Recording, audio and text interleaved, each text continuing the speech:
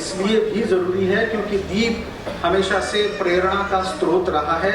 यह दीप है अर्चना का, अभिव्यक्ति का, यह दीप है चिंतन का, शक्ति का, यह दीप है आराधना का, यह दीप है शब्द साधना का।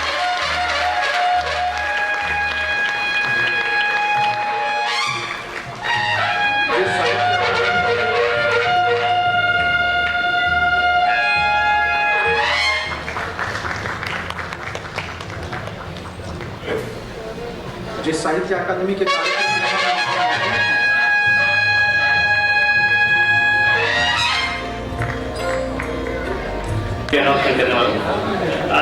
आज के इस पुरस्कार समारोह में अपने शंकर के सम्मानित होकर देख रहे हैं। सत्यदेव विजय सिंह जी को विनती है कि कृपया मंच पर आए। सत्यदेव विजय सिंह जी,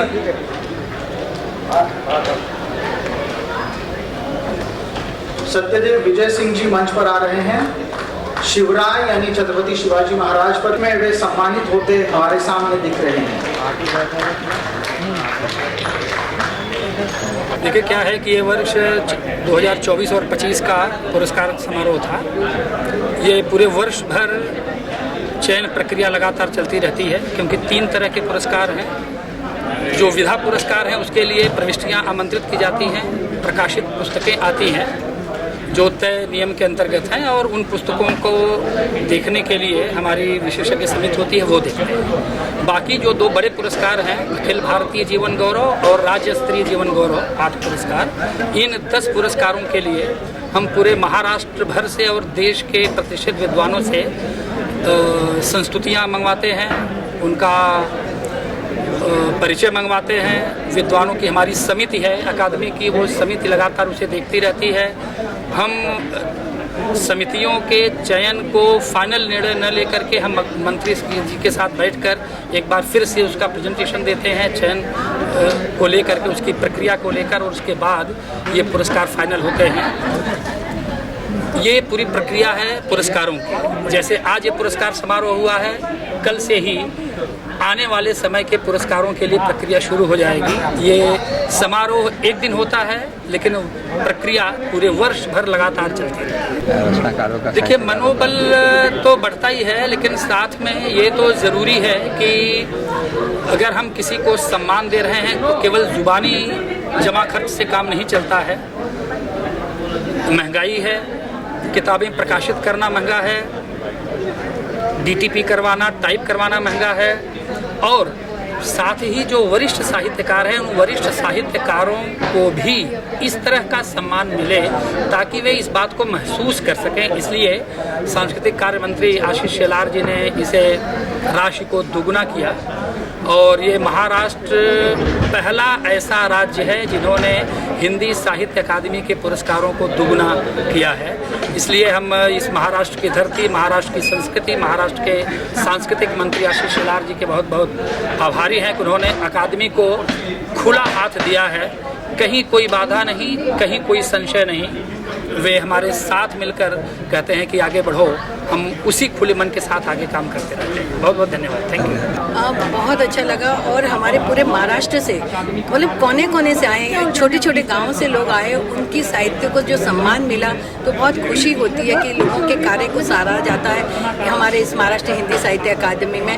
और विभिन्न विधा की, बच्चों पर भी लिखा, बड़ों पर भी, देशभक्ति पर भी, तो सारी विधाएँ अलग अलग विधाओं पर लिखा हुआ, और अलग अलग विधाओं के लेखकों को, रचनाकारों को हमने सम्मानित किया है। और उन सबको सम्मानित करते हुए मुझे लगता है कि हम स्वयं गौरवान्वित अपने आप को महसूस कर रहे हैं। सभी को मैं यही कहना चाहती हूँ कि आपको आज जो पुरस्कार मिला है उसकी बहुत बधाई तो देती हूँ, लेकिन ये पुरस्कार आखिरी पुरस्कार नहीं है। आपको यहाँ ठहरना नहीं है कि यहाँ आज मुझे एक पुरस्कार मिल गया, और आपके अंदर की लेखनी को आपको निरंतर चलाते रहना है, और आप और नया लिखते रहें। फिर कुछ सालों में फिर आपको एक पुरस्कार मिलेगा। और बात पुरस्कार की नहीं है, जब हम अपने दिल से लिखते हैं तो अपने आप को आत्मिक सुख मिलता है, उससे बड़ा कोई पुरस्कार हो ही नहीं सकता है। धन्यवाद। जय जिनेंद्र, जय हिंद, जय महाराष्ट्र, भारत माता की जय। महाराष्ट्र राज्य हिंदी अकादमी का जो पुरस्कार मुझे आज मिला है संत नामदेव हिंदी विधा का स्वर्ण पुरस्कार मिला है।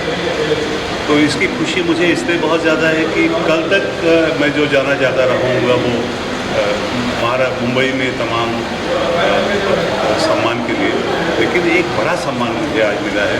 और ये मेरी जो व्यक्तित्व है उसमें एक नया अध्याय जुड़ता है इस सम्मान से।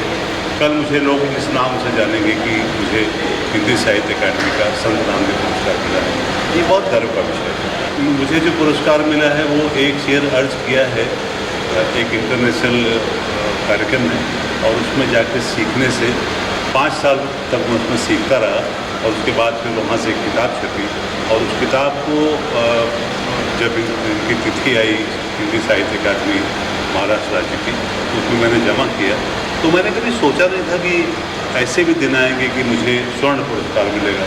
तो जो नए रचनाकार हैं उनको सीखना चाहिए, लगे रहना चाहिए, और उसमें अपना मेहनत करते रहना चाहिए। वक्त आने पर आपका सारी चीज़ें अपने आप समुचित ढंग से हो जाती हैं।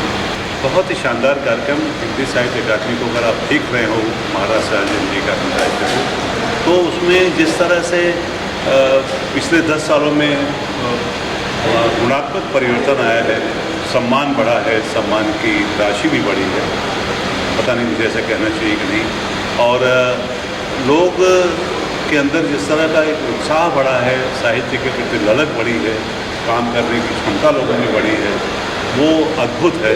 और उसके लिए मुझे लगता है कि अमरजीत मिश्र और सीता प्रसाद दुबे जी जो उसके कार्याध्यक्ष हैं उनको बहुत बधाई देना चाहिए।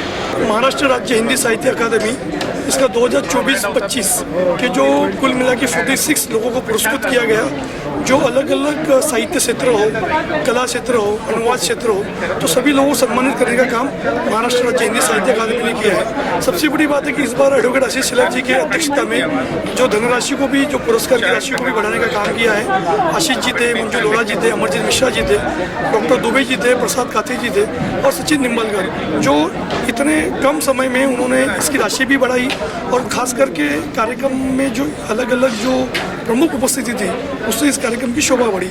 तो निश्चित तौर पर जिस तरह से आज महाराष्ट्र में 8 भाषाओं का अलग अलग अकादमी चल रही है, उसमें हिंदी अकादमी भी है, और निश्चित तौर पर महाराष्ट्र सरकार द्वारा जिस तरह से धनराशि को बढ़ाना, और दूसरी महत्वपूर्ण बात है कि श्रद्धेय प्रधानमंत्री जी जो हमारे थे अटल बिहारी वाजपेयी, उनके नाम से भी एक नई पुरस्कार की भी घोषणा की गई है। तो निश्चित तौर पर मैं महाराष्ट्र हिंदी साहित्य अकादमी महाराष्ट्र सरकार का आभार मानता हूँ। ये पुरस्कार एक राज्य स्तरीय जीवन गौरव सम्मान है ओवरऑल उपलब्धि के लिए।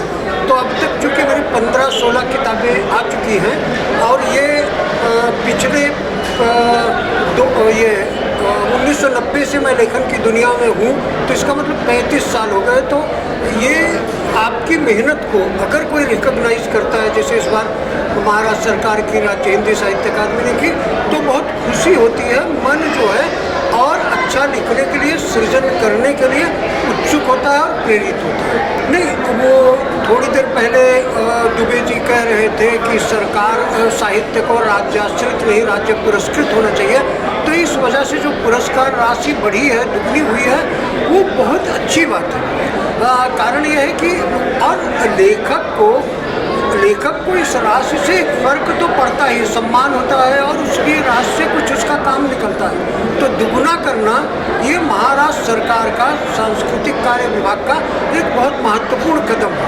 नए रचनाकारों के लिए ये कहना चाहूँगा कि वो हमेशा अच्छा सृजित करते रहें और उनके अंदर पेशेंस होना चाहिए, आपके अंदर सहनशीलता होनी चाहिए। आज नहीं तो कल आपको सरकार की ओर से या प्रतिष्ठित संस्थाओं की ओर से पुरस्कार मिलेंगे, सम्मान मिलेंगे, लेकिन आपके अंदर पेशेंस होना चाहिए और रचना करने की क्षमता, सकारात्मक लेखन की क्षमता, लोगों का मनोरंजन कर सके, लोगों को सूचना ज्ञान प्रदान कर सके। इस तरह के लेखन में अगर नई पीढ़ी उतरेगी तो बहुत बेहतर होगा साहित्य के लिए। महाराष्ट्र एक ऐसा एकमात्र पूरे देश का राज्य है कि जो इस समय उनकी अपनी भाषा यानी राजभाषा मराठी के साथ साथ 9 भाषाओं के संवर्धन के लिए प्रयासरत है। ऐसा और कहीं भी नहीं होता है। और इस तहत हिंदी भाषा का भी उचित सम्मान और संवर्धन हो, इसके लिए इस महाराष्ट्र राज्य में हमेशा से ही उस पर पुरस्कार दिए गए हैं। 1982 से जब से ये साहित्य अकादमी बनी है तब से लेकर आज तक हिंदी के संवर्धन के लिए महाराष्ट्र की सरकार प्रयासरत रही। जो आज सम्मान हुए हैं उनमें 46 लोगों को सम्मानित किया गया। इन 46 लोगों में साहित्य के अलग अलग विधाओं को देने वाले, योगदान के रूप में अपना प्रयास करने वाले लोगों को सम्मानित किया गया। इसकी प्रक्रिया भी बेहद पारदर्शी रही। आज नहीं तो कम से कम पिछले 3 महीनों से इस प्रक्रिया को चलाया गया है।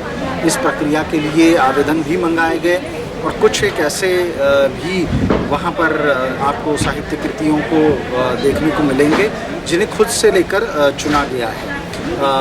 आवेदनों को खंगाला गया। आवेदनों के कठोर परीक्षण के बाद किसे सम्मानित किया जाए इसका फैसला लिया गया। और देखिए, महाराष्ट्र हिंदी साहित्य अकादमी खुद साहित्यकों के जो भी संस्करण हैं और साथ ही साथ उनकी जो भी कृतियाँ हैं उन्हें प्रकाशित भी करती है। तो अगर आप पुरस्कार प्राप्त हैं और ना भी हैं, अगर आप साहित्य अकादमी के उस स्कीम के तहत अपने आप को प्राप्त करता हुआ पाते हैं तो आपकी किताब साहित्य अकादमी छापेगी। दूसरी अहम बात, इस बार जिस तरीके से साहित्य अकादमी ने अपने सम्मानों की राशि दुगनी की, उस वजह से सबसे बड़ा सम्मान 2 लाख रुपए का हो गया और जो कांस्य सम्मान है वो 25,000 रुपये का हो गया। साहित्यकों को अमूमन दी जाने वाली राशियाँ और साहित्य के ऊपर होने वाला सरकार का खर्च, ये हमेशा से ही एक चर्चा का विषय रहा है, लेकिन मैं इस बात को लेकर बहुत अपने आप को गौरवान्वित महसूस करता हूँ कि महाराष्ट्र एक ऐसा राज्य है जो दुगनी राशि पुरस्कार की कर उसे दे भी रहा है और उसमें कोई अब तक दिक्कत नहीं है।